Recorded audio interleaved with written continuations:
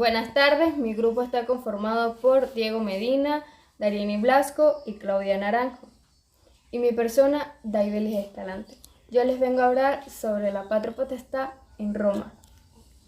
La patria potestad nace como un derecho absoluto y originario y exclusivo de los ciudadanos romanos sobre sus hijos e hijas, que garantizaban la ciudad y la unidad del gobierno de la familia y la descendencia por vía del varón. Con toda la extensión de este derecho fue limitándose y sufrió cambios evolutivos por su naturaleza jurídica durante los periodos históricos por los que atravesó la vida en Roma. La caída del Imperio Romano del Occidente no supo su derogación. Por el contrario, este derecho civil personal de las paterfamilias romanos se proyectó al derecho del Alto Medievo del reino visigodo. La patria potestad es un instituto jurídico originario del derecho quiritario civil de Roma. Desde los tiempos primigenios de la ciudad, aquella fue configurada como un poder jurídico personal, propio y exclusivo de los ciudadanos romanos libres. Según la mitología que se refiere o nos refiere Tito Livio, la ciudad fue fundada por Ennias, las versiones que otros creen en Rómulo y Remo. Para nosotros, el punto relevante de ambas mitologías históricas es que ambas coinciden en sostener que los fundadores de la ciudad-estado fueran precisamente los varones. Solo los ciudadanos quiritares tuvieron el poder de fundar las familias y, mediante su unión, la patria.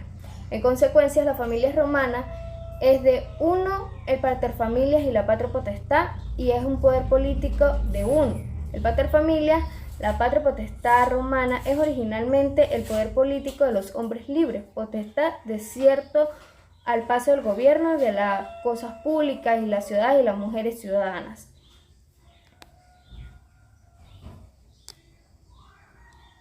La naturaleza jurídica polivalente de la patria potestad. Desde los tiempos iniciales, la patria potestad de las paterfamilias fue un poder jurídico y polivalente que cumplía diversas finalidades.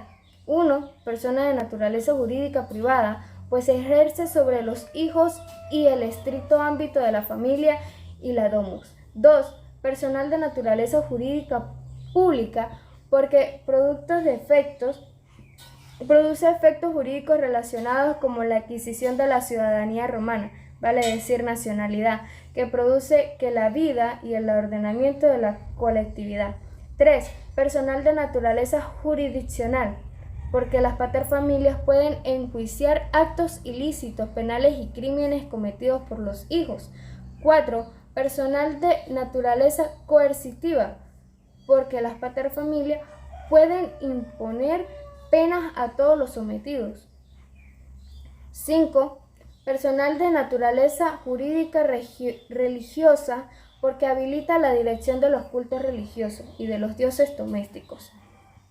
6. Personal de naturaleza económica absorbente, calificada de inhumana por Justiniano, pues todas las adquisiciones de los sometidos, sus potestades pasan al patrimonio de las paterfamilias. Préstame aquí la manito. La patria potestad en el derecho visigodo. La patria potestad y las relaciones paternas y filiales entran en un nuevo marco jurídico, tanto en el reino de los Justinianos del Oriente como en el reino visigodo de Occidente. En esta dirección, según el Occidente, es decir, con Vicente de Luis Rodríguez Enne, el oriente de vínculos conectivos va sustituyendo progresivamente a los agnaticios, en el punto de que la época justiniana puede decirse que tanto en la antigüedad las instituciones de la patria potestad como la concepción jurídica de la adopción solo sobreviven al nombre. Por su parte, en Occidente, a mediados del siglo, desaparece la unidad política y jurídica del imperio y se da paso al periodo de la Alta Edad Media. En relaciones Hispania, esta rompe su cordón umbilical con Roma, fruto de las invasiones germánicas de los pueblos godos. De este modo, se inicia el encuentro de la población romana bajo imperial asentada en el solar hispánico, como con la nueva población goda y con los judíos. Sus características son La patria potestad de la antigua Roma tenía varias características importantes. La absoluta, la patria potestad era casi absoluta, ya que en las paterfamilias tenían autoridad completa sobre sus hijos y otras personas bajo su potestad, incluyendo la capacidad de venderlos, repudiarlos o incluso condenarlos a muerte. Vitilacia. La patria potestad duraba toda la vida del padre y solo se extinguía con su muerte o si se producía la emancipación del hijo. Patriarcal. La patria potestad se basa en un sistema patriarcal en el que el padre era la figura de autoridad principal y tenía poder sobre su esposa, hijos y esclavos, exclusivamente paterna. La patria potestad solo correspondía al padre de familia y no se extendía a la madre o otros familiares. Herencia y sucesión. El paterfamilia controlaba los bienes familiares y tenía el derecho de herencia, lo que significa que los hijos solo podían heredar sus bienes si el padre moría intestado. Derechos y deberes.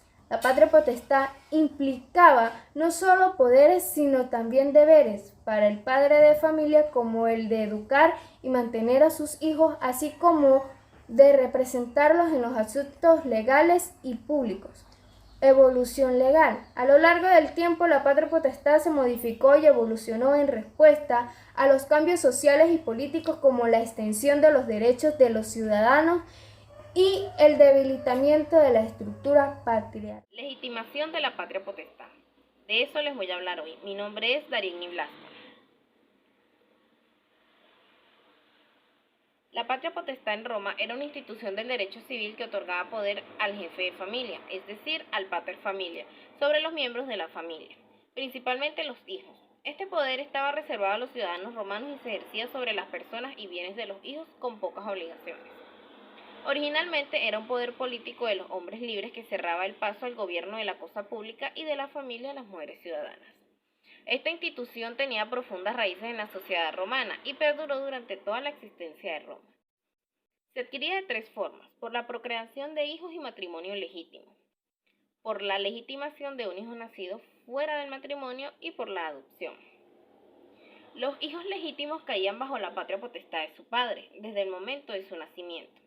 Pero si el padre también estaba sujeto a la patria potestad, los hijos caían bajo la patria potestad del abuelo paterno. Si el padre se convertía en sui iuris debido a la muerte del abuelo, adquiría automáticamente la patria potestad de sus propios hijos legítimos.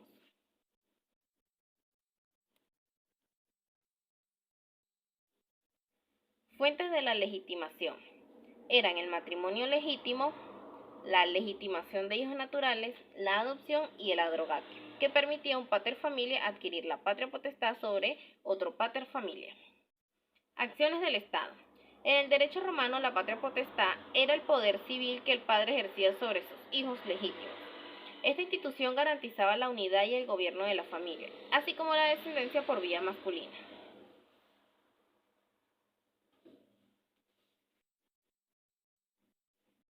La patria potestad en Roma tenía efectos personales y matrimoniales.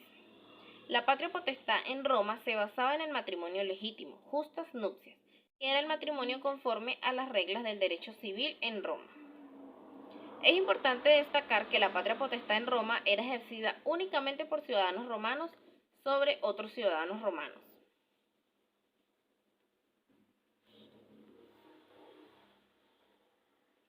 El número de acciones en el derecho romano fue escaso. Se desarrollaron dos tipos de procedimientos: declarativos, ejecutivos. ¿Cómo se comparan los conceptos de patria potestad en la antigua Roma y la autoridad parental en la actualidad? ¿Creen ustedes que ha evolucionado la pérdida de esta autoridad en ambos contextos? Muy buenas tardes, mi nombre es Diego Medina y yo les vengo a hablar sobre la pérdida de la patria potestad. Como veníamos hablando de la antigua Roma, la patria potestad era el poder legal que tenía el padre de familia, pater familias, sobre sus hijos y otros miembros de la familia, incluyendo el derecho a tomar decisiones sobre su vida y propiedades. Sin embargo, esta autoridad podía ser perdida en ciertas circunstancias, y algunas de las causas que podían llevar a la pérdida de la patria potestad en Roma eran las siguientes: la muerte del padre de la familia. Al morir el padre, su patria potestad se extinguía y si el hijo era sui iuris, se convertía en el nuevo pater familias. también existía la pérdida de la ciudadanía romana. Era que el padre perdía su ciudadanía romana por esclavitud, deportación o adopción de otra ciudadanía. También perdía su patria potestad. La emancipación del hijo. Este se consideraba un acto solemne. La emancipación del hijo era cuando el padre de familia liberaba al hijo de la patria potestad y lo convierte en sui iuris. El acto de emancipación era la forma más común de perder la patria potestad. Este se podía realizar de tres maneras. Emancipatio, que era que el padre vendía a su hijo a un tercero quien lo liberaba inmediatamente. Esta forma era poco común en la práctica. Iteratio. El hijo era adoptado por otro pater familias, perdiendo así la patria potestad del padre original. Y el usus. El hijo vivía de forma independiente durante un año sin que el padre ejerciera sus derechos. La condena del padre de familia por delitos graves o por mala conducta. Este era considerado por condena penal. Y si el padre era condenado por un delito grave, podía perder su patria potestad. La condena del padre de familia por delitos graves o por mala conducta, a su vez también el divorcio de los padres en algunos casos y la exposición o abandono de los hijos. Si un padre exponía o abandonaba a su hijo, perdía su patria potestad sobre él. Algunas de las consecuencias de la pérdida de la patria potestad era que tenían importantes consecuencias para el hijo y tanto para la estructura familiar. El hijo pasaba a ser sui iuris, podía administrar sus propios bienes y contraer matrimonio sin necesidad del consentimiento paterno, pero el hijo no tenía derecho a heredar de su padre, a menos de que se tratara de una emancipación voluntaria. La pérdida de la patria potestad también afectaba a la capacidad del padre para ejercer su autoridad sobre otros miembros de la familia, tanto como su esposa e hijas. En conclusión, podemos decir que la patria potestad era un elemento clave en la estructura familiar romana, pero esta podía perderse en circunstancias específicas, tales como la emancipación, la cual era una forma muy común de perder la patria potestad, aunque también podía ocurrir por la muerte del padre, la pérdida de ciudadanía, condena penal o la exposición o abandono del hijo. A su vez, también podemos encontrarnos con cambios legales y sociales. Es un tema muy importante, que a lo largo del tiempo hubo un cambio de leyes y costumbres romanas que modificaron la naturaleza y los efectos de la patria potestad. Podemos tener un ejemplo muy claro. El emperador Augusto promulgó leyes que restringieron la capacidad del pater familias para repudiar a su hijo o para darlo en adopción sin una razón válida. Además, que la sociedad romana se volvió más urbana y cosmopolita. La importancia de la patria potestad disminuyó gradualmente. Esta pérdida de la patria potestad tenía efectos considerables, la cual eran importantes consecuencias para el padre y el hijo. Perdía su autoridad sobre el hijo, así como su derecho a heredar o a recibir apoyo del hijo. El hijo, por su parte, se convertía en un ciudadano independiente y adquiría la capacidad de administrar sus propios bienes, tales como contraer matrimonio y participar en la vida pública. A su vez traía repercusiones. La pérdida de la patria potestad tenía también repercusiones sociales y políticas. Esta afectaba la estructura y la dinámica de la familia romana, así como las relaciones de poder y la dependencia entre los diferentes miembros de la familia. Además, la pérdida de la patria potestad podía afectar la reputación y el estatus social del padre, ya que no se consideraba una vergüenza no tener hijos o no poder controlarlos. En resumen, podemos decir que la pérdida de la patria potestad en la antigua Roma era un tema muy complejo y multifacetado, que implicaba aspectos legales, sociales y políticos. Aunque la patria potestad era un poder significativo y respetado, existían situaciones en las que se podía perder, lo que afectaba profundamente las relaciones familiares y la estructura social romana. A su vez, también podemos decir que la pérdida del derecho de herencia, el padre perdía su derecho a heredar del hijo emancipado a menos de que la emancipación fuera voluntaria. Cambios en la dinámica familiar, la pérdida de la patria potestad afectaba la estructura y las relaciones de poder dentro de la familia. Evolución de la patria potestad. Con el tiempo, la patria potestad se fue limitando y evolucionando y los hijos tuvieron más derechos y autonomía. Estos cambios reflejaron los cambios en la sociedad romana y en las concepciones de la familia y la autoridad parental. La patria potestad en la antigua Roma y la autoridad parental en la actualidad tienen ciertas similitudes pero también diferencias significativas. Podemos encontrar ciertas comparaciones y una evolución en la pérdida de la patria potestad en Roma, tales como la autoridad parental. En ambas épocas los padres tienen una autoridad y responsabilidad legal sobre sus hijos, incluyendo el derecho a tomar decisiones sobre su educación, salud y bienestar. A su vez, la protección de los hijos, con tanto en la pérdida de la patria potestad en Roma y en la pérdida de la autoridad parental en la actualidad, pueden ocurrir si los padres no cumplen con sus deberes o abusan de sus poderes, lo que implica una preocupación común por proteger a los niños o a los hijos de la negligencia o el maltrato. A su vez, la emancipación en la actualidad, los hijos también pueden ser emancipados, aunque normalmente ocurre cuando alcanzan la mayoría de edad o circunstancias excepcionales como el matrimonio, el servicio militar o la emancipación judicial. A su vez podemos encontrar evoluciones y diferencias muy notables. El derecho de los hijos. En la antigua Roma, los hijos no tenían muchos derechos independientes y estaban sujetos a la autoridad casi absoluta de su padre. En la autoridad, los hijos tienen derechos inherentes y protecciones legales, y la autoridad parental está limitada por la ley y las normas sociales. Encontramos también en los procesos legales de que Roma, en la pérdida de la patria potestad, a menudo se basaba en eventos familiares o rituales privados. En la actualidad, la pérdida de la autoridad parental suele ser un proceso legal que involucra a los tribunales y organismos de protección del menor. También podemos encontrar, tanto en la cultura y en la sociedad, de que la patria potestad en Roma estaba arraigada a las estructuras sociales y culturales de la sociedad romana, incluyendo la importancia de la familia, el linaje y la ciudadanía. En la actualidad, la autoridad parental está más influenciada por las normas sociales, los valores culturales y los estándares de derechos humanos. Encontramos a su vez la flexibilidad de que en la antigua Roma la pérdida de la patria potestad era relativamente rara y excepcional, y normalmente era permanente. En la actualidad, la pérdida de la autoridad parental puede ser temporal o puede ser permanente, y a menudo se revisa y se modifica en función de las necesidades y el bienestar. Podemos entender claramente los temas abordados, de que la pérdida de la patria potestad en la antigua Roma y la pérdida de la autoridad parental en la actualidad comparten algunas similitudes en términos de autoridad y responsabilidad parental, pero también muestran diferencias significativas en términos de derechos de los hijos, procesos legales, concepto cultural y flexibilidad. Estas diferencias reflejan las evoluciones sociales, culturales y legales que han ocurrido a lo largo de los siglos. Esto nos deja una respuesta muy clara a la pregunta que hemos hecho al principio. Esta nos invita a comparar entre la patria potestad en la antigua Roma y la autoridad parental en la actualidad.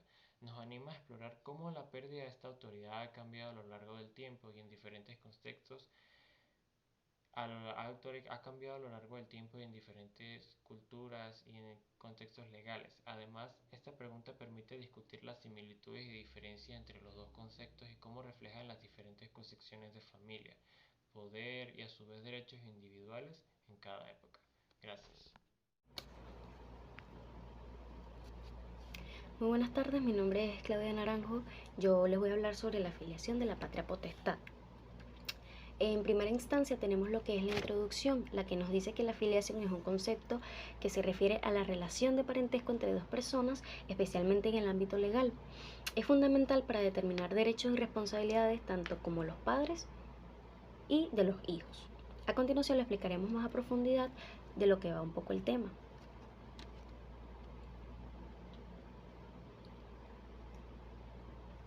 En primera instancia tenemos lo que es la filiación.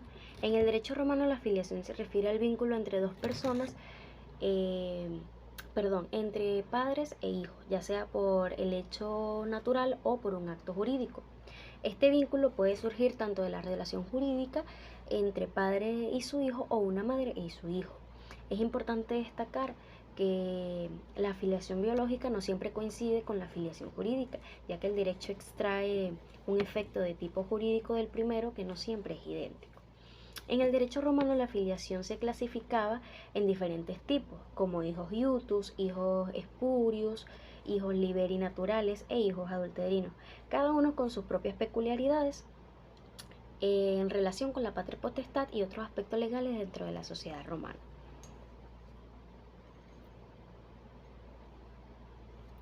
Ahora bien, tenemos lo que son las clases de hijos, que son los hijos legítimos o justos. En los hijos legítimos tenemos que la filiación legítima se refiere a cuando se establece el hijo. Un ejemplo, cuando el hijo nace dentro del matrimonio o durante la unión marital del hecho, y se presume la paternidad del esposo o compañero permanente a menos que se muestre lo contrario en un proceso de investigación o impugnación de paternidad. En las condiciones generales tenemos que la legitimación puede ocurrir de diversas maneras, como el reconocimiento por parte de los padres, el matrimonio posterior de los padres, entre otros aspectos legales. Ahora bien, tenemos lo que son los hijos vulgo, concepti o espurio. En el concepto legal y social, los términos hijo vulgo concepti o espurio se refieren a los hijos nacidos fuera del matrimonio o cuya paternidad es desconocida. En el derecho romano, los fili vulgo concepti eran definidos como los hijos nacidos de personas desconocidas o como resultado de una unión matrimonial no reconocida por el derecho romano. Ahora bien, vamos a ver lo que son los hijos naturales. Y es importante que tengamos en cuenta que los hijos naturales son conocidos como hijos ilegítimos. Son aquellos que son fruto de la unión de parejas de solteros que al momento de la concepción no están legalmente casados en matrimonio. Como dice acá nuestra diapositiva, son aquellos nacidos de la unión de un hombre libre con una concubina, es decir, los hijos de una unión no matrimonial, y se diferencian de los vulgo conceptivos espurios, que estos no tienen padre conocido y a su vez, como dice César Filipo en una cita de 1965. Es por ello que los jurisconsultos clásicos son hijos naturales. Podrían ser legítimos y convertirse en hijos legítimos, surgiendo así la figura de la legitimación de los hijos. Muchas gracias.